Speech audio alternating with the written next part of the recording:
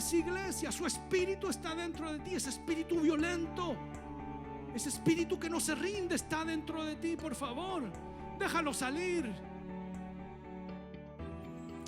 Bien, estuvimos conversando la semana pasada acerca de cómo el espíritu del mundo ataca a la iglesia. ¿Por qué es tan importante en esto? Porque tú eres la iglesia. Tú tienes un llamamiento a ser parte de una asamblea. ¿Cuántos saben qué significa la palabra iglesia? Levántame tu mano los que saben qué significa la palabra iglesia. ¿Sí? Hay algunas personas que creen que iglesia es un lugar. Creen que iglesia es un templo. ¿Ah? Ese concepto es un concepto tal vez que en este tiempo nos puede servir para ubicarnos. ¿Dónde vas? Voy para la iglesia, ¿no? Voy para el lugar, y se ocupa mucho eso. Otros piensan y se les enseñó que la iglesia son las personas. No, hermanos, la iglesia somos las personas. Cuando estamos reunidos somos la iglesia. Y de alguna manera tampoco podemos decir que esto está del todo mal, pero yo te quiero hablar del significado particular que la palabra iglesia tiene y por qué Jesús ocupó esta palabra. Primero que nada quiero decirte que en los tiempos de Jesús, cuando Jesús ocupó esta palabra no podía ser usada por él. Él estaba saltándose algunas normas que tenían los predicadores de su tiempo. Óyeme bien, cuando Jesús está enseñándole a sus discípulos son hebreos. Y cuando tú enseñabas la palabra del Señor en aquellos tiempos, si tú ibas a hablar de la palabra de Dios, no podías usar otro lenguaje, no podías ocupar palabras del griego. ¿Me estás entendiendo? Tú para enseñar las verdades de Dios tenías que hacerlo en hebreo porque era el lenguaje santo. No podías usar una palabra del griego, y la palabra iglesia es una palabra del griego. ¿Por qué Jesús usó esta palabra? Cuando Él les enseña a sus discípulos, Él les hace una pregunta muy práctica a sus discípulos y les dice: ¿quién dice la gente que yo soy? Observa cómo los introduce. ¿Cuántos saben que Jesús quiere enseñarte todas las cosas técnicas? Él quiere que tú entiendas bien lo que tú eres, dónde estás parado, hacia dónde vas. ¿Qué son los espíritus? ¿Qué son las cosas espirituales? ¿Qué son las cosas emocionales? Él quiere enseñarte todo. Él está enseñando a sus discípulos. Así que parte con una pregunta introductoria en estos versos de la Escritura, que no los voy a mirar porque yo sé que tú lo sabes, los has leído ya. Él está con sus discípulos y le dice: ¿qué dice la gente que yo soy? Y los discípulos le contestan, le dicen: algunos dicen que tú eres profeta, algunos dicen que eres Juan. Es decir, sus discípulos sabían lo que el colectivo pensaba. Ya estaban influenciados por el colectivo. Pero ahora les hace la pregunta. Qué importante es esta pregunta. Qué importante es esta manera de Jesús de enseñar. Porque Jesús siempre te quiere separar del colectivo. Le dice: ¿y ustedes qué piensan de mí? Hizo una separación. El hombre y la mujer de Dios tienen que pensar distinto que el colectivo. ¿Me estás escuchando? Nosotros ya sabemos cómo piensa el colectivo.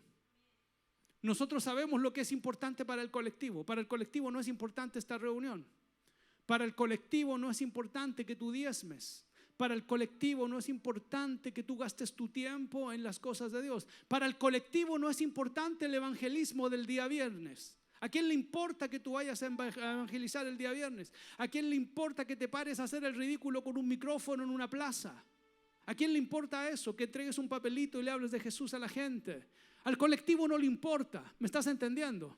Es importante que Jesús te separe del colectivo. Es importante que tú quieras separarte del colectivo. Tú no eres parte del bloque de allá afuera. Tú estás separado del colectivo. Jesús separa a sus discípulos del colectivo. Él está haciendo una pregunta discriminatoria, los está separando. ¿Quién dice la gente? ¿Qué dice el colectivo de mí?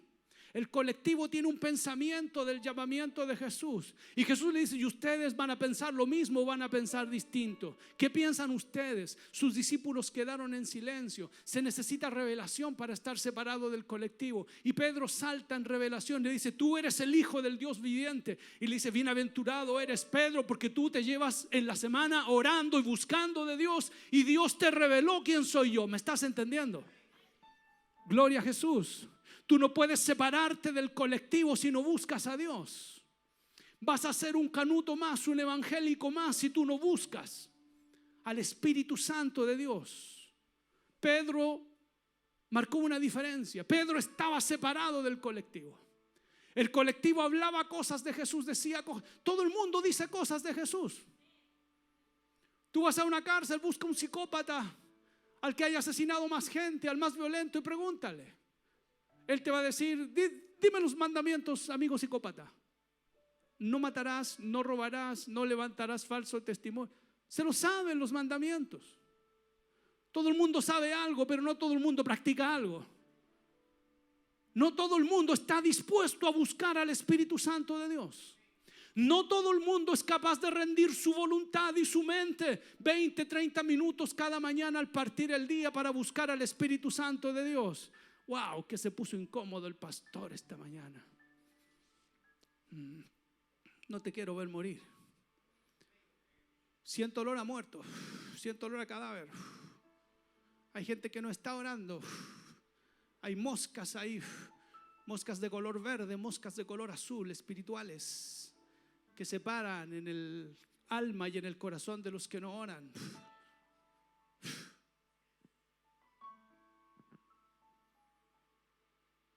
No me digas que sigues a Jesús si no puedes rendir tu voluntad 30 minutos al partir el día. Porque cuando abres el Facebook te rindes 1 hora. Prendes la televisión 2 horas. Estás en tu trabajo absorto 4, 5, 8, 10, 20 horas. A cualquier cosa te rindes. Te rindes al pecado, te rindes a la mentira, te rindes a las murmuraciones, pero no te rindes 20 minutos a hablarle al Espíritu Santo de Dios. Jesús derramó su sangre en la cruz del Calvario para que usted pueda orar. Y aunque no le guste, yo se lo voy a repetir todas las veces que pueda. Porque no estoy para agradarle a la gente.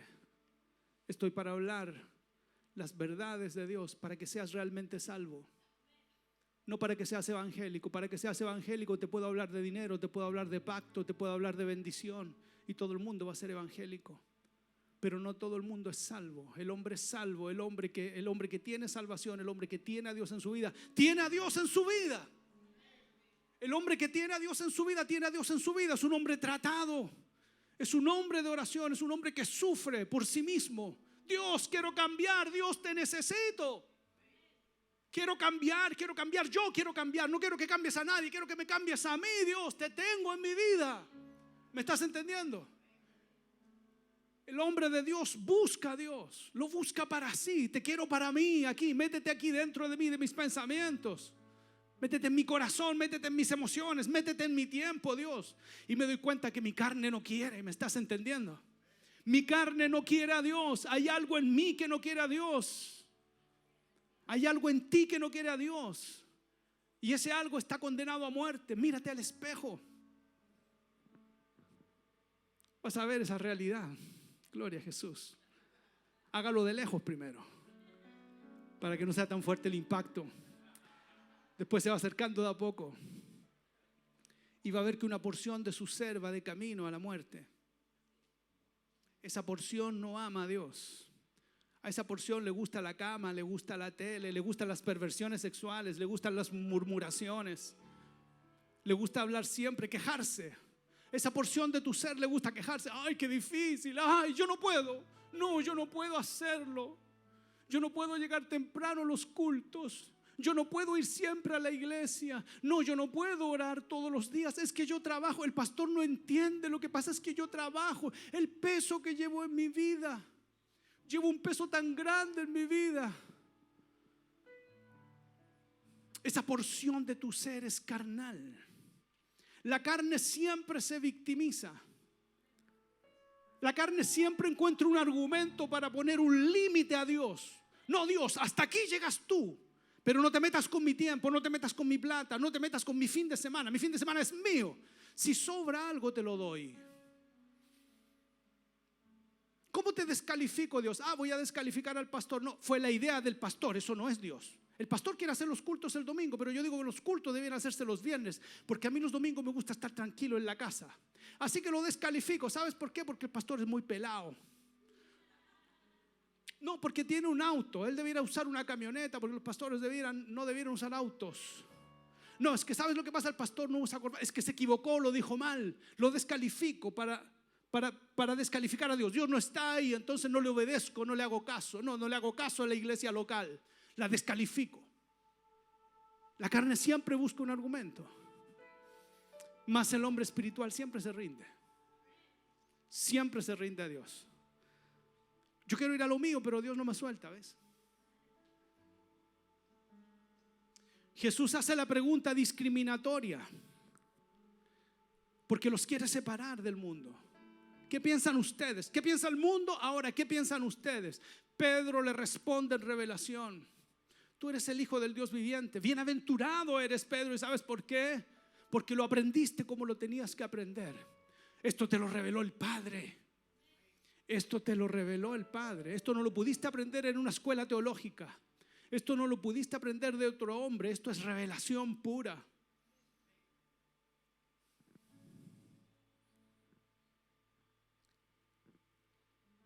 Ya me acordé. Yo te estoy hablando de la iglesia, ¿no? Señor Jesús me distrae. No me deja hablar a mí, quiere hablarte a Él. Entonces Jesús le dice: bienaventurado eres Pedro, y sobre esta verdad que tú acabas de decir, yo voy a edificar mi iglesia.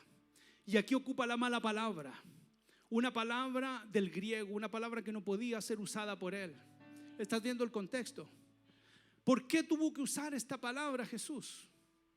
Yo te quiero hablar del significado de esta palabra y vas a entender. La palabra iglesia es una palabra que en aquel tiempo tenía un sentido, un significado político militar. Era como decir regimiento, era como decir escuadrón de soldados. ¿Me estás entendiendo? No era una palabra que tuviera un significado religioso. Para nosotros, cuando hablamos de iglesia, hablamos de canuteo, hablamos de religión, no. Para ellos no. La palabra iglesia es una palabra político-militar. Y la palabra en sí, el significado que la palabra tenía es asamblea legítimamente constituida por un rey para ejercer poder sobre el lugar geográfico en que se establece. ¿Me oyó? Es una asamblea legítimamente constituida por un rey para ejercer poder, para ejercer dominio sobre una región bien determinada. ¿Sí? Primero que nada, es una asamblea, es un grupo de gente legítimamente constituida. ¿Por qué es legítima? Te voy a decir que la iglesia de Jesús es legítima, es una asamblea legítima. Te voy a explicar primero cómo se ocupa la palabra. La palabra iglesia se ocupa de la siguiente manera: cuando Grecia y Roma se unen, se convierten en una superpotencia y empiezan a conquistar todo el mundo conocido. Cada vez que conquistaban una región, mandaban un grupo de soldados a ese lugar, un grupo de soldados de alta alcurnia, jineteados. Los mandaban a ese lugar para que se empoderaran del lugar, para que tomaran el control del lugar por la fuerza. Ellos conquistaban por la fuerza. Sus ejércitos salían, eran hombres aguerridos, musculosos, que los entrenaban desde que eran pequeños y usaban unas lanzas de 6-7 metros y tenían una estrategia. Iban de a 6, de a 8 soldados, y este soldado peleaba aquí 15 minutos salía y pasaba el último y pasaba otro primero. Cuando te tocaba pelear primero, cuando te tocaba volver a pelear, habías descansado más de una hora. ¿Me estás entendiendo? Entonces estaba uno aquí adelante guerreando, salía, se iba atrás y pasaba el último adelante, y después así sucesivamente. Tenían sus estrategias, eran tremendamente hábiles para la batalla. Entonces conquistaban con violencia, con poder una región. Por lo tanto, ese rey ahora ejercía un poder legítimo en aquella región. ¿Sí? Como es un poder legítimo, su asamblea también es legítima. Entonces mandaba a su asamblea, su grupo de soldados, para que dictaminaran leyes en aquella región. Ese es el significado de iglesia. Eso era una iglesia.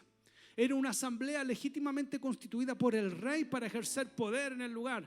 Déjame decirte algo, que el mundo entero, la tierra entera, le fue conferida al hombre para que el hombre ejerciera poder y autoridad en el nombre del Señor. En el huerto del Edén, Dios le dice a Adán: Adán, todo lo que está aquí es para sustento tuyo. Tú eres el Señor, aquí tú vas a mandar aquí en mi nombre. Ponle nombre a los animales. ¿Me estás entendiendo? El hombre representa a Dios aquí en la creación. Y resulta que cuando Satanás entró, tomó al hombre, entró en él, entró en su mente, entró en su vida, y Satanás empezó a reinar sobre la faz de la tierra. ¿Me está entendiendo? Pero Jesús vino en carne y lo venció. Lo venció. Lo venció con violencia. Lo venció. Públicamente lo venció. La batalla se dio en un cuerpo como el tuyo. Jesús vino y nació en un cuerpo como el tuyo. Satanás ganaba si Jesús pecaba.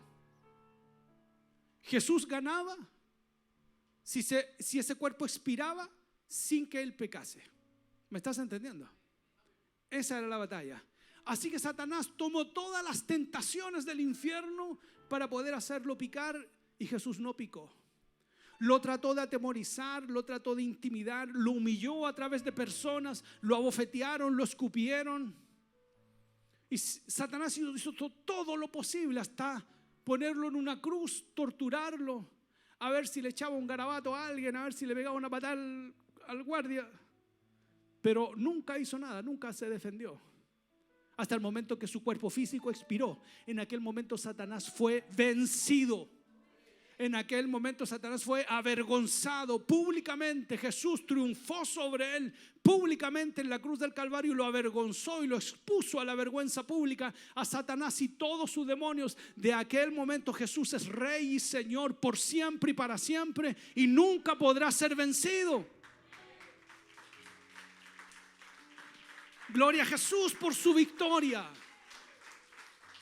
Su victoria es innegable, es inquebrantable aquella victoria. Lo siguiente, Jesús le dice a sus discípulos: es necesario que yo me vaya, dice, porque ustedes van a ser mi iglesia, pero necesitábamos su espíritu. Él se fue, dice: yo me voy, pero voy a rogar al Padre que envíe su espíritu sobre ustedes. Él era uno solo, él, y estaba su espíritu en él. Pero Él subió y nos envió su espíritu a nosotros. Y ahora nosotros debemos ejercer su poder y su reinado aquí en la faz de la tierra. Eso es usted. Usted no es un pobre pecador. Usted no es un empresario. Usted no es esposo. Usted no es un pobrecito que no puede más. Satanás quiere que usted sea: ay, yo soy un pobrecito que no puedo más. Dios, ayúdame. ¿Dónde estás? Pobrecito, yo no puedo más. ¿Por qué a mí me tocó tan difícil, Señor? ¿Por qué? No, usted no es eso. No, sáquelo de su mente. Bórrelo de su mente. Usted se para en la mañana y usted dice: yo soy representante de Dios en la faz de la tierra. Estas circunstancias no me van a vencer porque camino bajo cielo abierto. Dios, estás tratando mi vida. Esto se puso estrecho, esto se puso difícil porque sé que aquí va a pasar algo en mi interior. Cuando la cosa se pone estrecha es para sacar a Jesús que está dentro de ti. Lo tienes encerrado dentro de ti. A Él lo tiene, su espíritu está encerrado dentro de personas. Tú eres iglesia, su espíritu está dentro de ti. Ese espíritu violento, ese espíritu que no se rinde está dentro de ti. Por favor, déjalo salir. Expónete. Súbete al ring con la vida. Vamos a pelear con la vida. Vamos a pelear con los demonios. Vamos a pelear. Vamos a enfrentarnos a la vida. Vamos a enfrentarnos a nuestro destino con valentía. Va a llegar el día en que te mueras y te metan en un cajón. Y si sigues comportándote como un cobarde, no vas a hacer nada con tu vida. Tienes que decir: voy a pelear con la vida. Cuando me vaya en aquel cajón, me voy a ir como un victorioso. Me voy a ir después de haber cumplido mi propósito en la faz de la tierra. No sacas nada con llorar. No sacas nada con quejarte, con ponerte ahí como burro. No voy a la iglesia. No voy. No estoy de ánimo para orar. No. ¿Qué sacas con eso? Perder tu tiempo. Dios lo va a hacer igual. El tiempo sigue corriendo igual. Tu fecha de expiración sigue acercándose igual. No pierdas tu tiempo. Estás puesto aquí para ejercer poder. Estás puesto aquí con sentido de ciudad, con sentido de nación. Usted y yo estamos puestos con sentido de ciudad. ¿Me está entendiendo? Yo quiero que esto se te revele, porque hay poder en esto. No poder para el que alcances todo lo que se te ponga en la cabeza. Quiero hacer esta distinción. A veces los predicadores dejamos esta frase muy a la intemperie, ¿no? Y cualquier viento la mueve para cualquier cosa. El poder de Dios está disponible para ti, para que alcances todo lo que Dios planeó para ti. El poder de Dios está disponible para que tengas gozo, para que tengas fuerza, para que se cumplan milagros en tu vida, para que alcances lo que Dios planeó para ti.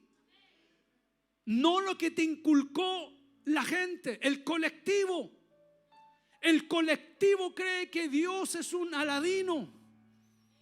Frotas la lámpara de Aladino y sale el genio y va a cumplir todos tus deseos. El colectivo piensa que no tiene que orar. El colectivo piensa que no se tiene que congregar. El colectivo no tiene papa idea a lo que es la iglesia. El colectivo cree que la iglesia es un culto y que nosotros somos un grupo de amigos y que somos todos súper amorosos. Dios le bendiga, ¿cómo está? Hoy que tiene amor el pastor, Dios le bendiga. Bendiciones, Dios le bendiga. ¿Cree que somos eso? Somos gente violenta, por favor. Nos toca pelear con demonios que vienen del infierno para dañar a las personas, a las familias, a la ciudad. Somos gente aguerrida. Satanás ha atacado la iglesia. Él ha metido de su humanismo en el corazón de los creyentes. Usted tiene un llamamiento de Dios. Y yo no voy a ser responsable si ese llamamiento de Dios perece con usted, si ese llamamiento de Dios se estanca con usted. Yo no soy responsable.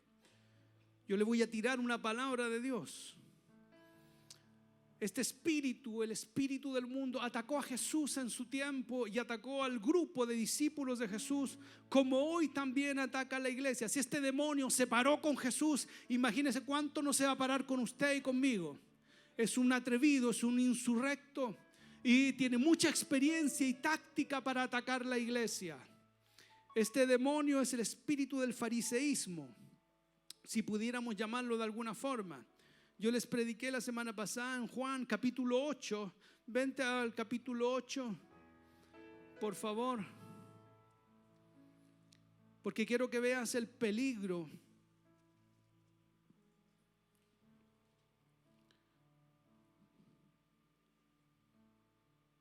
con el que tenemos que tener cuidado.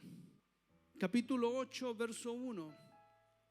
Y Jesús se fue al monte de los olivos y por la mañana volvió al templo y todo el pueblo vino a él y sentado él les enseñaba. Entonces los escribas y los fariseos le trajeron una mujer sorprendida en adulterio y poniéndola en medio le dijeron: Maestro, esta mujer ha sido sorprendida en el acto mismo del adulterio. Y en la ley nos mandó Moisés apedrear a tales mujeres. Tú pues, ¿qué dices? Mas esto, escucha el verso 6, mas esto decían tentándole para poder acusarle. Pero Jesús, inclinado hacia el suelo, escribía en tierra con el dedo. Y como insistieran en preguntar, ¿por qué insistían en preguntar? Porque querían acusarle.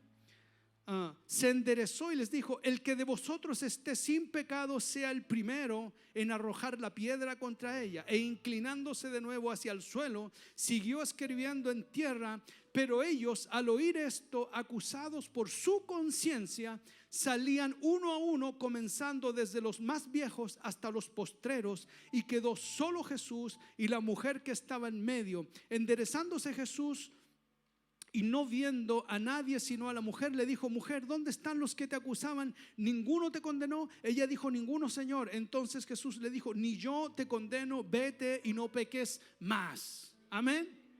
Amén. Quiero hablarte bien de los fariseos, porque son personas. Ellos están tomados por un espíritu. El problema no son ellos, el problema es que cayeron en las garras de un espíritu. Estos hombres, a pesar de que están en contra de Jesús, tienen buena conciencia. Observa el verso 9. Pero ellos, al oír esto, acusados por su conciencia, salían uno a uno, comenzando desde los más viejos. Es decir, Jesús tiró una palabra y eso provocó un efecto en su conciencia. ¿Me estás escuchando? Qué bonito es tener buena conciencia. La conciencia nos ayuda a caminar por la vida. Tú a veces le debes 10 lucas a un hermano.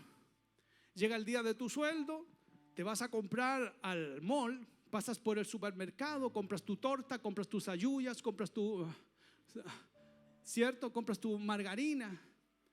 Y de repente te das cuenta que estás gastándote toda tu plata y te acuerdas del hermano que le debes 10 lucas y dices: voy a guardar estas 10 luquitas para pagarle al hermano. ¿Sí? Y actúa la conciencia. La conciencia es útil. La conciencia sirve.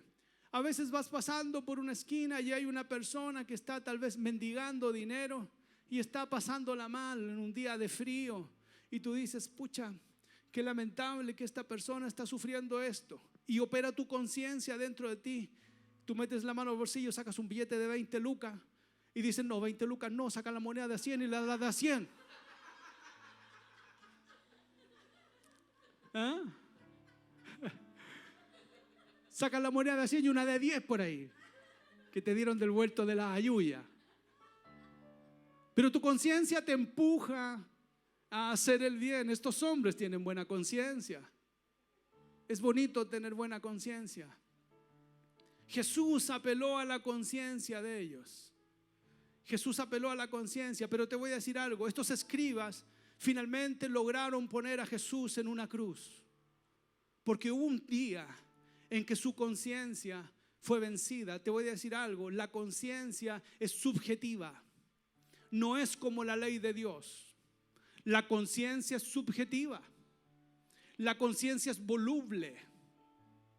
La conciencia se mueve, la conciencia se adapta. ¿Me está oyendo? Usted no puede ser bueno en su propia conciencia.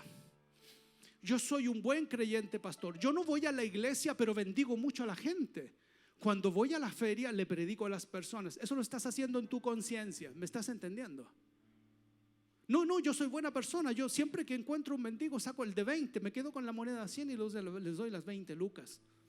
Uy, qué buena conciencia tienes. Pero gente con buena conciencia llevó a Jesús a la cruz del Calvario. Estas personas tenían buena conciencia. Estas personas venían con la maldad, pero tenían buena conciencia. ¿Usted me está entendiendo lo que le hablo? La buena conciencia no te sirve para seguir tus pasos a los que fuiste llamado. Te sirve la fe, te sirve ser hijo de Dios.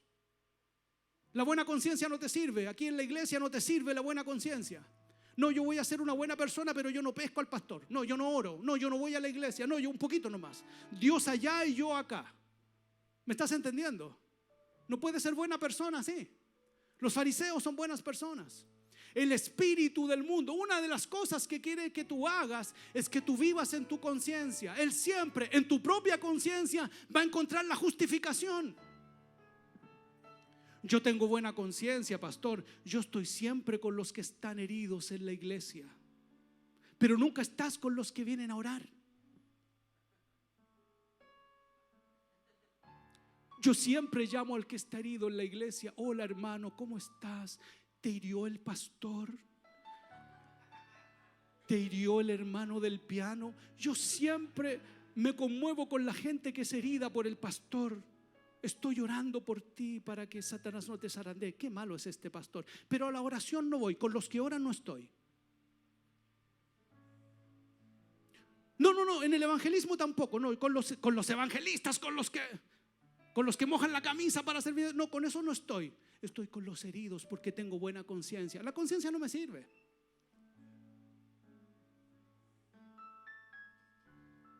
Estoy con Judas, pero no estoy con Pedro. Estoy con Judas, sí, el que traicionó a Jesús.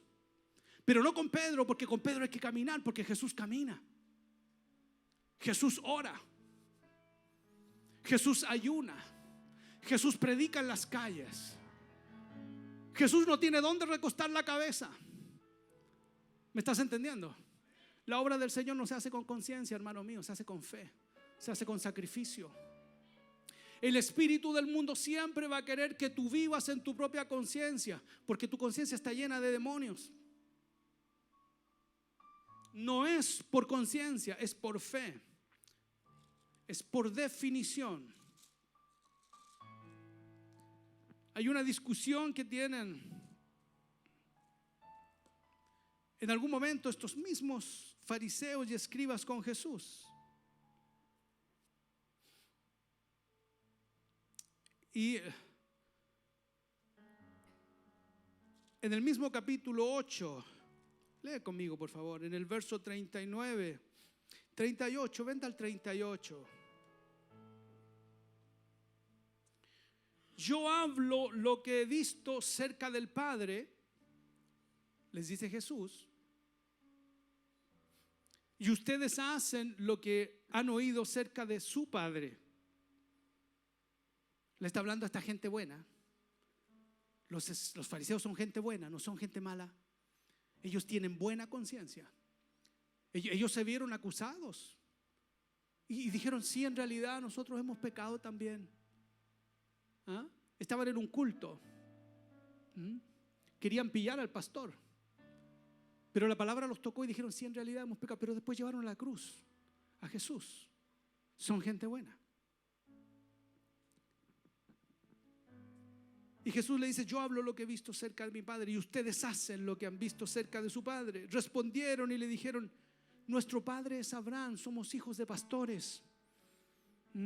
Jesús les dijo, escúchame esto, si fueran hijos de Abraham, las obras de Abraham harían. El Hijo de Dios hace la obra de Dios. No es lo que demuestras ser, no es lo que hablas ser, es lo que eres. Es lo que eres. En tu conciencia, el espíritu del mundo siempre va a encontrar un argumento para frenar la obra de Dios en ti, para frenar la obra de Dios en tu iglesia local. Esta era una iglesia local. Jesús con sus apóstoles fueron una iglesia local. Un día fueron poquitos, menos que nosotros. Un día fueron 12, 13 con él, que predicaban, que oraban, que ayunaban. Fueron una iglesia local. Usted no puede menospreciar una iglesia local por pequeñita que sea. Yo conocí a Dios en una iglesia local que habían 7 personas, 8 tal vez. Una iglesia pequeñita. Era más pequeña que este púlpito. La iglesia donde conocí a Jesús tiene que haber sido como este pedacito. Sí, una pieza de 4 por 3, 5 por 3 tal vez. Los que saben un poquito de lo que es un metro. 5 metros de hondo por 3 metros de ancho. Con unas sillitas de esas que se ocupan en la playa de plástico. Habían tal vez 6 acá, 6 acá. Y estaba el púlpito ahí. El pastor, un pastor de terno, de corbata, con una Biblia con tapas rojas, predicando ahí. Así llegué al evangelio. Usted no puede menospreciar una iglesia. Si tú estás operando en tu conciencia, Satanás va a menospreciar tu iglesia, esta. La va a menospreciar. La iglesia es chica, la iglesia es fea, el pastor es malo, los músicos son desafinados, los parlantes suenan muy despacio, suenan muy fuerte, suenan muy agudos, los cultos se hacen tal día, tal hora, todo. Cuando estás en tu conciencia, pero cuando estás en tu llamado, cuando estás en tu identidad, escúchame, lo que tiene que mover tu vida no es tu conciencia, es tu identidad. Tú te levantas en la mañana y lo que tú eres es lo que va a definir lo que haces en el día, no tu conciencia. Siento como que no quiero ir a la iglesia. Hoy día siento como que no quiero orar. Hoy día siento que el día viene malo. No, hay una definición. Yo soy el hombre de Dios. Usted es el hombre, usted es la mujer de Dios, así que yo no siento, yo oro en la mañana cuando parto. Por definición hay ciertas personas que he sacado de mi vida. Hay gente que he sacado de mi vida. Hay gente con la que no comparto, no comulgo, más que para predicarles el evangelio unos instantes y después chao. Hay lugares donde yo no voy por definición. Hay lugares donde no entro por definición, porque me defino el hombre de Dios. No entro en cualquier parte. Por definición hay cosas que no tomo, hay cosas que no como. Hay chistes de los que no me río y no participo porque me defino, por muy graciosos que sean. Hay películas que yo no veo por definición. Y hay cosas que hago por definición. Por definición me levanto temprano en la mañana y oro. Aunque esté cansado, aunque el día haya sido difícil, aunque las cosas no hayan resultado bien, aunque el doctor el día de ayer me vio mis exámenes y me dijo: wow, estás mal, Carlos. Al otro día igual me levanto en la mañana por definición. Con los exámenes bien, con los exámenes mal, con dolor aquí, con dolor allá. Cuando hay plata y cuando no hay plata, cuando hace frío, cuando hace calor. Por definición me levanto en la mañana y oro. ¿Me estás entendiendo? No por conciencia, porque en la conciencia operan los demonios. Lo hizo una vez Satanás en el huerto del Edén, cuando Eva jamás había pecado. La escritura dice que ella era semejante a Dios. Adán era semejante a Dios. Nunca habían pecado. Eran perfectos, todo era perfecto. No conocían la muerte, no conocían la enfermedad, no conocían el dolor. Y Satanás operó en la conciencia de ella. Llamó su atención y cambió. Apeló a la conciencia de Eva. Le dijo: Eva, mira, revisa esto. Estate consciente de esto. Fíjate que es bueno para comer este árbol. Ella tenía una orden por definición. No vas a comer de ese árbol, Eva. Tenía una orden por definición. Se le había dicho: no comas de aquello. Pero no, ella pensó, porque Eva es inteligente. Eva es inteligente. Entonces, como es inteligente, usa su conciencia, no usa la definición. Y el diablo sabe apelar a eso. Los fariseos son gente muy consciente. Son gente muy inteligente, estudiosos de la Biblia. Ellos siempre tienen una palabra. Ellos es tanto lo que saben de la Biblia que se atreven a confrontar a Jesús. Ellos no tienen problema en tirar una palabra para hackear lo que el pastor está predicando. El pastor dijo esto, pero yo leo lo otro. Así opera el espíritu del mundo en el fariseo, a través de la conciencia.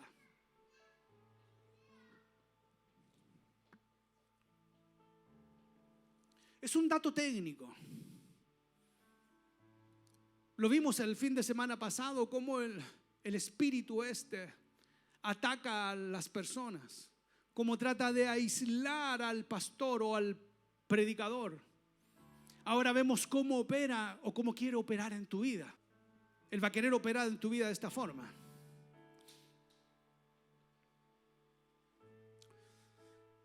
Eva mira el árbol y él la convence en su conciencia para que Eva sacara cuentas y dijera en su corazón: su conciencia es subjetiva, se mueve.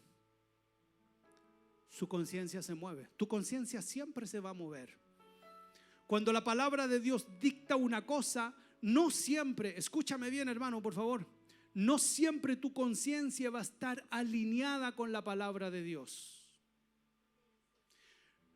Y no solo la palabra de Dios, porque la palabra de Dios es algo estático, que mi conciencia la puede tomar y la puede mover tal cual yo muevo esta Biblia. No matarás. No maté si lo dejé agonizando nomás. Le pegué una pateadura, pero no lo maté. Lo dejé agonizando. Murió a los días después por derrame cerebral. la palabra de Dios se puede mover. ¿Me estás entendiendo? Por eso está la iglesia y los pastores. Para que el culto no se te mueva. El culto es a las 11 de la mañana el día domingo y el pastor va a estar aquí abriendo las puertas. Entonces el culto no se te puede mover, porque hay alguien que los resguarda. El evangelismo es el día viernes a las 8 de la noche. El culto es a las 8 el día jueves.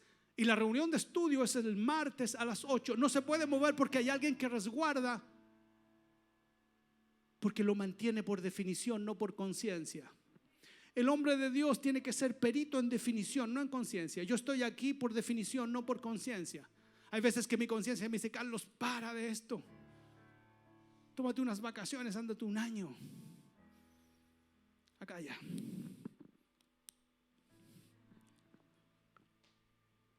Pero mi definición dice no. Hay una definición. Y no voy a caminar por conciencia, camino por definición. El Hijo de Dios es el que hace, no el que sabe, no el que habla, no el que dice, no el que tiene buena conciencia. Es el que hace la obra del Señor. ¿Lo vas viendo?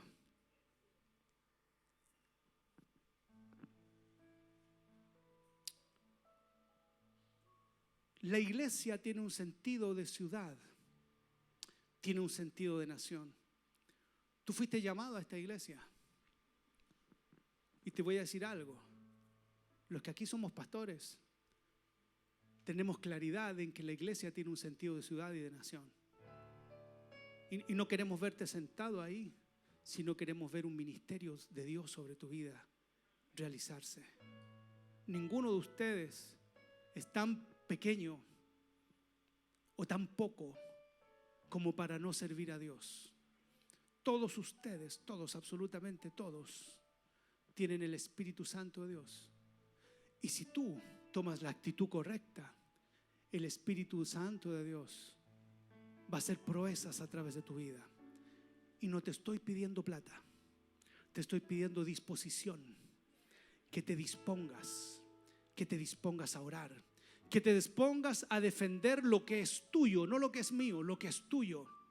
¿Cómo te defiendes? Te defiendes orando. Cuando tú defiendes el evangelismo el día viernes, estás defendiendo tu ministerio, no el mío. Yo puedo predicar igual. Yo predico igual, yo tomo este micrófono, me pongo a predicar con los hermanos. Tenemos unas cajas, nos paramos ahí, nos ponemos. Tú defiendes tu propio ministerio. Dios no está mirando. Escúchame, para que Dios haga las cosas no necesita mucha gente. El Espíritu del Señor no necesita mucha gente. Con uno solo que esté ahí, Dios lo hace. Eres tú el que se gana. Eres tú el que se gana la bendición con Dios. Tú tienes que defender tu ministerio. Los ministerios no son un cargo. La gloria de Dios no es un cargo. No es: Dios, te voy a asignar a ti tanta gloria, toma. Te voy a asignar a ti este ministerio. No, los ministerios se ejecutan. Tú lo vives, el ministerio. Y el ministerio se vive en la iglesia local. No se vive en el aire. Así. No hay ningún ministerio que se desarrolle sin horario, sin agenda. El ministerio tiene una agenda. Hay una agenda, hay un horario. ¿Me está oyendo? Es formal, el servicio de Dios es formal. Y usted fue llamado por Dios. La iglesia tiene un llamamiento, un servicio formal. Hubo un tiempo de Dios, y aquí te puedo hablar una hora entera más, pero te voy a dejar esta enseñanza cortita. Hubo un tiempo de Dios. Jesús no vino de manera antojadiza en el año 0, hace más de 2000 años atrás. Jesús vino en el momento preciso, cuando todas las coordenadas estaban alineadas. Se había unido Grecia y habían hecho una superpotencia y habían conquistado todo el mundo conocido. Había gran tráfico de comercio en aquellos tiempos, ahí en Jerusalén.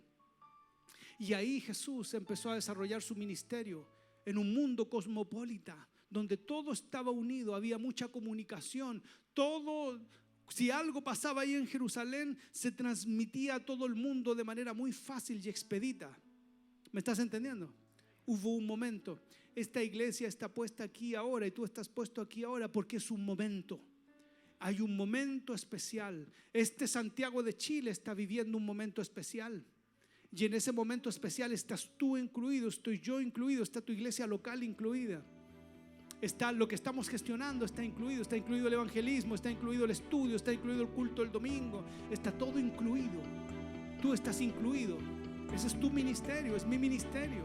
Estamos juntos en esto.